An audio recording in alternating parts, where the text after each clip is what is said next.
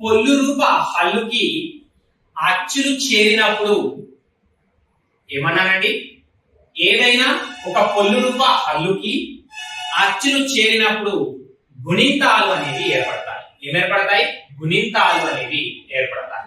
ఉదాహరణకు క్ ప్లస్ ఆ క, క్ ప్లస్ ఆ కా, క్ ప్లస్ ఈ కి, క్ ప్లస్ ఈ కి. ఇలా వచ్చేటువంటి వాటిని ఏమంటామంటే కా గుణింతము అని పిలుస్తాం. కాబట్టి ఏదైనా పొల్లు రూప హల్లుకి, మళ్ళీ చెప్తున్నాను, ఏదైనా పొల్లు రూప హల్లుకి అచ్చులు చేరినప్పుడు గుణింతాలు అనేవి ఏర్పడతాయి. ఏర్పడతాయి? గుణింతాలు అనేవి ఏర్పడడం జరుగుతుంది. ఓకే, నెక్స్ట్ చూసుకుంటే ఇక్కడ మనకు కా గుణింతంలో ఉన్నటువంటి కా తీసుకున్నాం కాబట్టి కా, కాబట్టి దీన్ని ఏమంటామంటే గుణింత హల్లు అంటాం. సాధారణ గుణింత హల్లు, సాధారణ గుణింత హల్లు లేదా సాధారణ హల్లు అంటాం.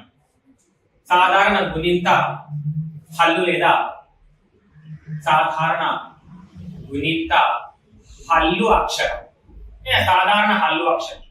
సాధారణ గుణింత హల్లు అక్షరమైనా సాధారణ హల్లు అక్షరమైనా వస్తుంది. దీన్ని ఏమంటామంటే ద్విత్వ అక్షరం. ద్విత్వ అక్షరం. దీన్ని ఏమంటామంటే సంయుక్త అక్షరం. సంయుక్త అక్షరం. దీన్ని ఏమంటామంటే సంశ్లిష్ట అక్షరం. సంశ్లిష్ట అక్షరం. ఓకే, దీని సాధారణ గుణింత హల్లు అక్షరం అని, ద్విత్వ అక్షరం అని, సంయుక్త అక్షరం అని, సంశ్లిష్ట అక్షరం అని పిలవడం జరుగుతుంది. ఓకే, ఇక్కడ విభజిస్తే కాని విభజిస్తే మనకి ఏమొస్తుందంటే క్ ప్లస్ ఆ అనేది వస్తుంది.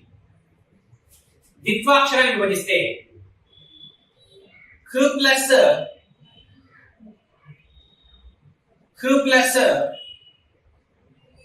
ఆ అనేది వస్తుంది. క్షి విభజిస్తే సంయుక్త అక్షరాన్ని విభజిస్తే క్ ప్లస్ ష్ ప్లస్ ఈ అనేది వస్తుంది. ఇక్కడ క్షి విభజిస్తే క్ ప్లస్ ష్ ప్లస్ మ ప్లస్ ఈ అనేది కనబడుతుంది. ఓకే ఓకే, పొల్లు రూప హల్లులకు అచ్చులు చేరినప్పుడు గుణింతం ఏర్పడుతుంది కాబట్టి ఇది సాధారణ గుణింత హల్లు